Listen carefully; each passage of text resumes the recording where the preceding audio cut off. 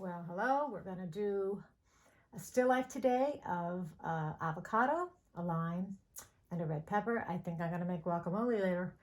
I am going to begin by using my charcoal, soft fine charcoal on the side. And I just place a little line. I want to work above this line so I don't get too close to the bottom. Oftentimes people will do that. And I'm just going to sketch for the very beginning. And that's a very light touch when we sketch. I'm thinking about where I'll place my avocado, my lime, and my red pepper. So I'm going to place and start moving back a little bit so I even way above that. So this red pepper will sit perhaps on this line.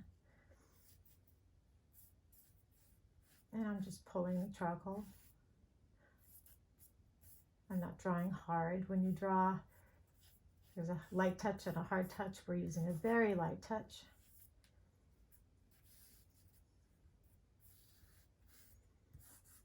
Should be light enough that you can erase it with your finger. So that takes practice. If you notice, and this sits lower or further back. This is further front to that. Obviously this is way in front, and it's also on an angle. This is shorter than that. And obviously this is on an angle and shorter than that. So my eyes are seeing all those things. When I start drawing this lime, I'm going to draw my negative space, which is the space between objects. And that will help you be more accurate.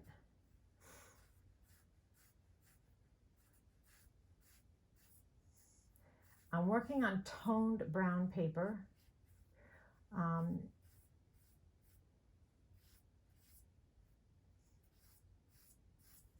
This is a very round line. It could be a ball, a little super ball. And then I'm going to draw exactly, and I'm sitting in one spot. I'm actually on easel, but I am sitting rather than standing. And from my point of view, this red pepper stops in the center of this lime, so that I know that's where my point's going to end. But I have to make this V right here, this negative shape. So, and I want to make the V that's back here of what I see.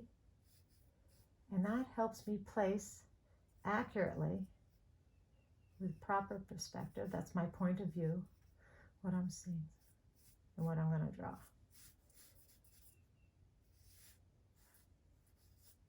And let's make a few adjustments. This is going to come up much higher.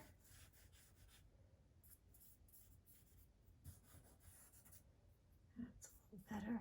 Now, you can't, this is a visual trick, but if I make, this has a, not an actual point, but if I go like that, it's going to help visually make this appear that it's coming at me. This has got a little tall. Let's shorten this. Yeah, that's better. A little taller. It's better. And this is also on an angle. Ever so much an angle. So I'm pretty pleased with the placement of everything.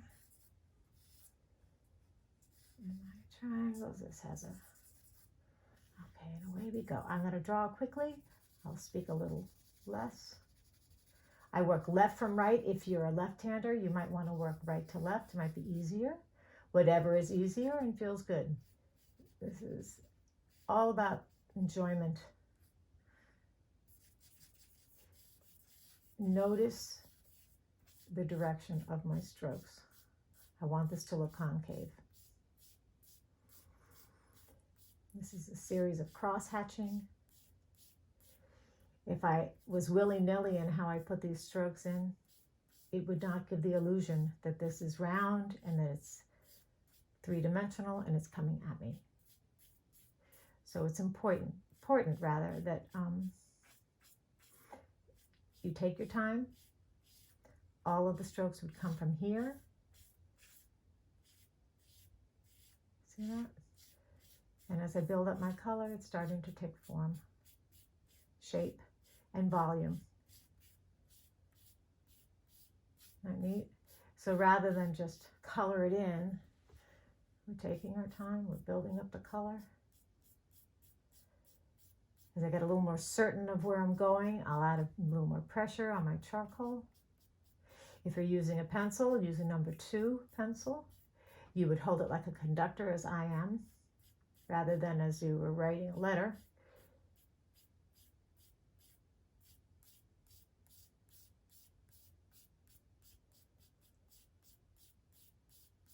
And here we go.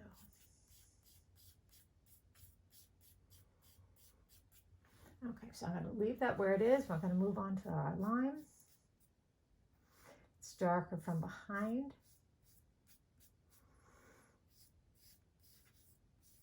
Again, those half smile, and they change this direction, right? Come this way because it's coming at me like a little half smile.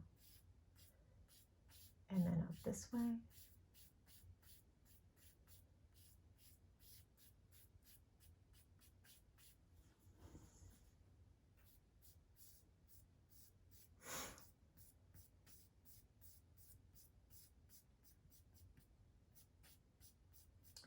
You actually want to get enough coverage on the paper that you're using, whether you're in your art pads or you're using watercolor paper.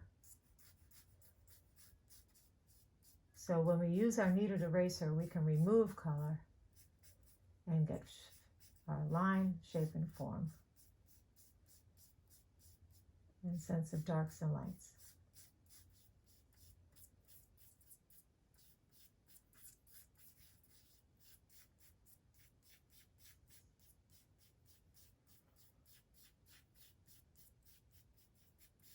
So now these look like they have some volume, don't they? Make some corrections on my sketch a little bit. That nice and round looking.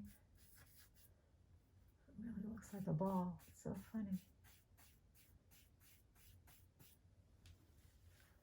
And that's still taller. That's about right. I might go a little higher.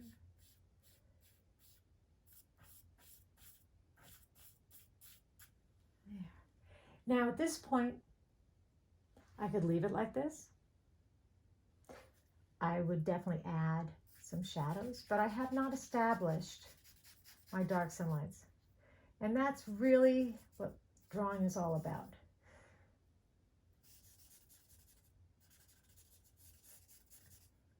Putting in that shadow. And without this shadow established, your objects are just going to be floating in the air. This sits them down. I'll use my finger a little bit. Okay, this comes this way. All right, and then this is a beautiful shadow. Right here, look at that. I'm going to clean that up a little bit with my eraser when I get to it. And from where I'm sitting, I get to see this. This just comes around a little bit. All right, so from here, I have a stump. This is a tool for blending. I would use this stump the same way I would draw. You see, this is sort of pushing it in the paper. Most of you probably don't have something like this at home, but I'm going to show it to you so you know that you can use something. All right, that's what a stump is. I'm actually going to use my kneaded eraser. My fingers are very chapped and somewhat feel like sandpaper, so they pull too much off. That being said, I can create texture. This has nice bumpy texture, but first I want to get my darks and lights. And so there is, see, I can, by the way, a kneaded eraser, you clean it this way, just to remind some of my students. This works well for my fingers. Your fingers, if they're nice and smooth, you'll use 1 or 2 fingers. This is my light source. You can see it right there. There's one there, and there's a nice, beautiful light there as well.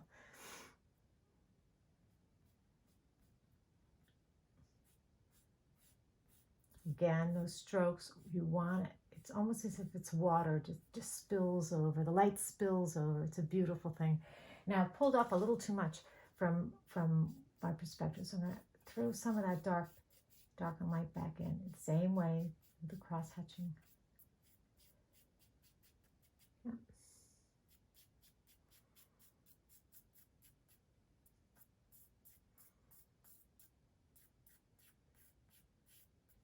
I want to have that drama.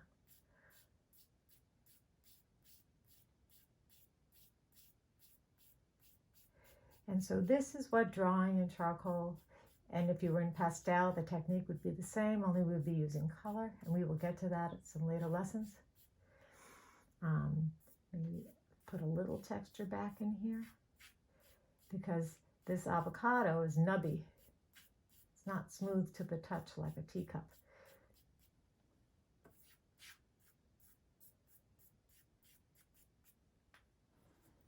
A little bit more right here.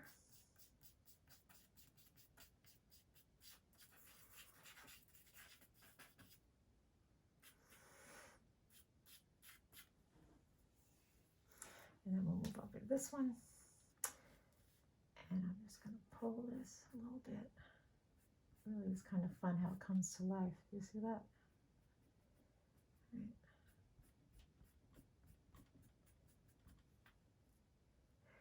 And there's a piece that goes this way. Again, your strokes are so important. You see, it's just so soft. Yeah. And you actually can draw. I'm just lightly skimming my paper. If you rub too hard, you'll lose everything, which is also part of the process. I'm going to put some of my darks back, just like I did on the other side. Hear that? If it gets a crunchy sound and you're working in charcoal, just snap it off. Get a smoother piece. You don't want a crunchy sound. It won't draw nicely. That's much nicer. Again, be aware of your strokes. That nice round shape going on.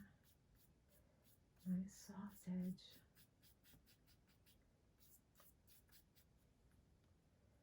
All right. And this also has some texture. I could tap it. Even though this lime is very smooth, it isn't, you know, when you grab it, it would have a little texture to it. So that works nicely. And now I'm going to put some lights in. Watch. Pull off more. You want to clean your kneaded eraser for that.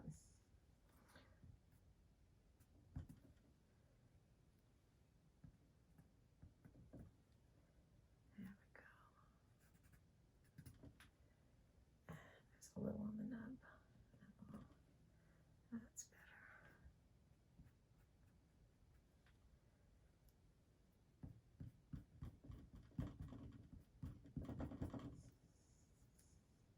Come back in here and put some of that in.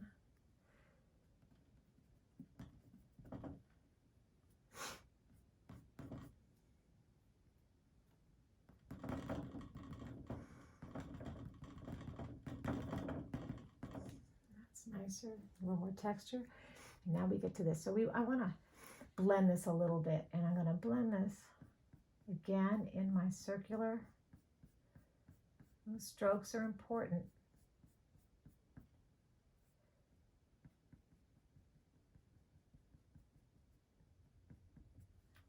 Okay, that's a little better. And I will clean up my edges.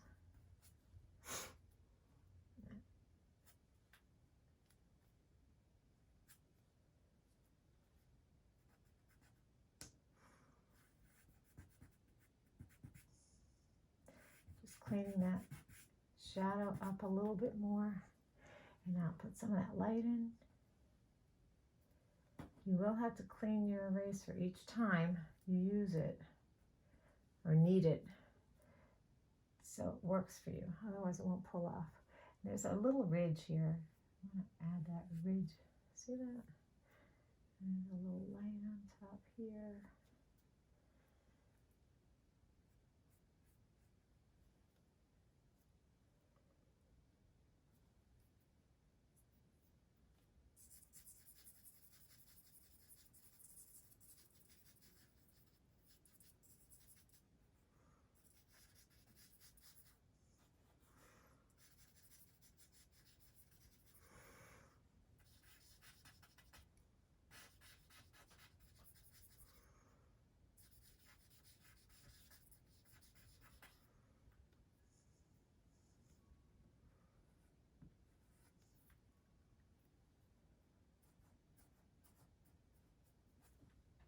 find watching someone's hands work really helps teach the technique.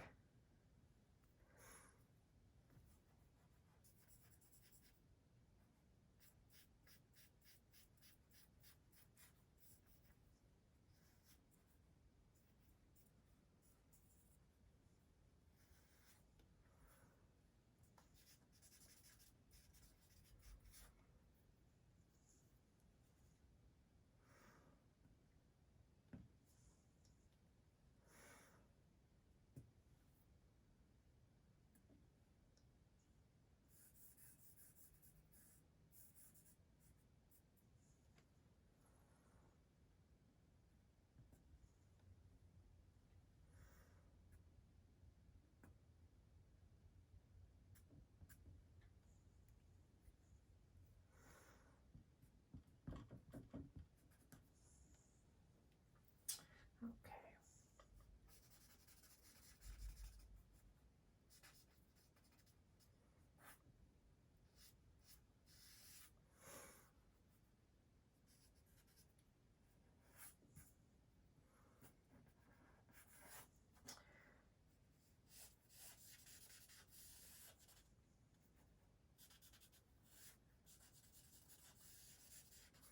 I do not rub my finger over these shadows because my fingers will take too much of the color off. And I don't want to lose that, okay? I'll just walk my eyes around my work, increase some of those darks. If you haven't established your darks, your lights will pop out. And that gives us some drama, which is what is really, to me, what art is all about. I want to draw the viewer in. Again, watch those strokes. They're rounded. Okay. And now I'm just going to very lightly skim, put some of that texture back in, because this is the most textured piece on the still life. So I want that to look nubby. You could do dots. I see this. I could do this. If you had a pencil, you could do that. This is called stippling. If you're working in pen and ink, which would be a more sophisticated way of doing this, some of my students could approach it this way. With a pen and ink, this is how you would create that. And it does give us that nice texture that is on this piece of fruit, okay? This has a little of it, but not as much. So watch, I can put this on like this. I also want to get this a little darker. And then we're almost done.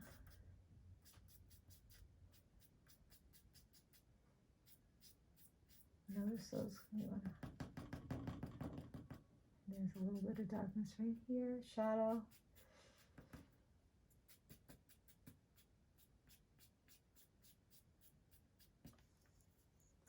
And then you're just going to tap it with your finger.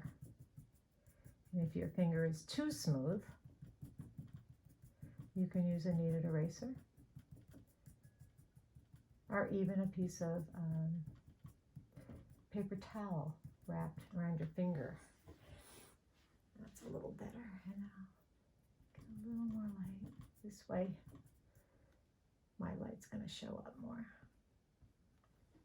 It's nicer, yes.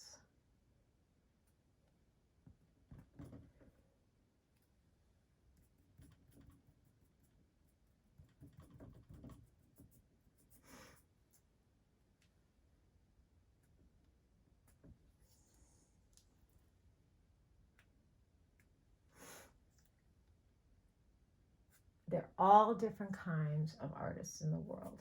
I teach perspective. Basically, I'm teaching you realism, but I want you to keep some of the arty part in.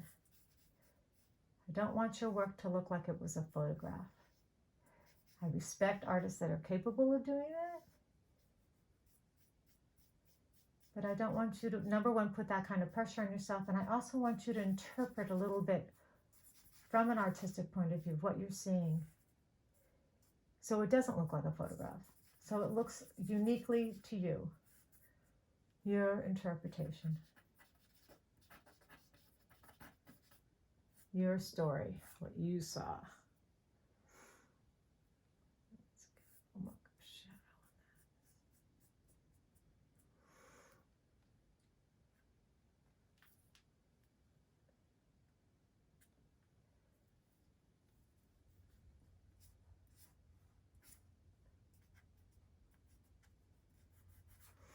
Okay, so that's my shadow. And then I can just put some background in using the side of my charcoal. You can use the side of your pencil. We're going to work right into, very carefully though. I'm going quickly. I expect you to take your time. And I'm just going to move that in just to give it some excitement.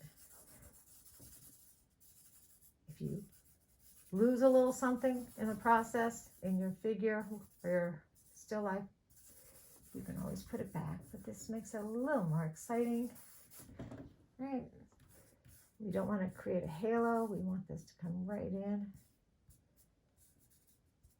And maybe a little, oops, a little in the front. Very so lightly, because this is lit up, right? So we don't want to lose that. But a little texture.